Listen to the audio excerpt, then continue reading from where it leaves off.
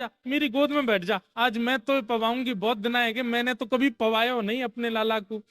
ठाकुर जी गए, देवकी मैया की गोद में बैठ गए। जैसी देवकी मैया ने थाली आगे करी, ठाकुर जी ने थाली की ओर देखा। पूड़ी है, सब्जी है, साग है, भात है, दाल है, खीर है, रबड़ी है, मलाई है।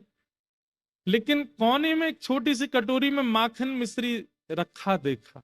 और जैसे ही ठाकुर जी ने मक्खन देखा, ठाकुर जी तो हुंकरियों से रोने लगे। इतनी जोर से याद आई यशोदा मैया की, रोते रोते ठाकुर जी देवकी मैया की गोद में ही लेट गए और रोते रोते कह रहे, मोए वृंदावन जानो है, मोए मैया के पास जानो है, मोए बाबा की बहुत याद आ रही है, मोए वृंदावन जानो है। ठाकुर जी के इस रुदन को और ये कहना कि मोए मैया की याद आ रही है, देवकी मैया उस समय ठाकुर जी को हृदय से लगाती है, लाला मैं यहीं तो हूं, आजा मेरे अंक में भर जा।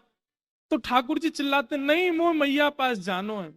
तो देवकी को ये अनुभव होता है कि ये यशोदा को याद कर रहे हैं। देवकी मैया तो उसी समय उठ करके वहां से चली जाती है और बाहर जाकर के वसुदेव जी से कहती है, संभालो आप, वो बहुत रोता है, उसको यशोदा की याद आती है। मैं ही अभागा हूं, मैं ही दुर्भाग्यशाली हूं, मुझे कभी प्रेम करने का अनुभव नहीं मिला कृष्ण को। वो आज भी यशोदा को याद करता है।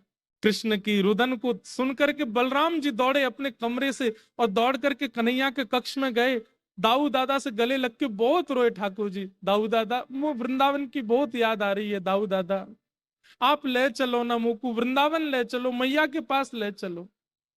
ठाकुर जी ऐसे हट कर रहे हैं जैसे कोई जिद्दी बालक करता है।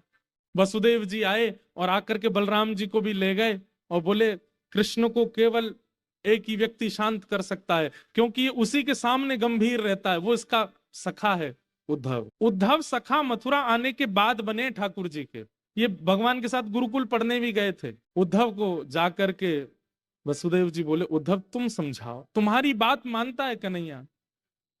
और श्री उद्धव जी महाराज ठाकुर जी के कक्ष में गए। भगवान रो रहे हैं। उद्धव कहते हैं, कृष्ण आप क्यों रो रहे हैं? ठाकुर जी कहते हैं, उद्धव मोह ब्रज की बहुत याद आ रही है। उद्धव जी हंसते हैं, आप परमात्मा हैं, आपको कोई मोह नहीं होता, ये नाटक मत कीजिए मेरे आगे।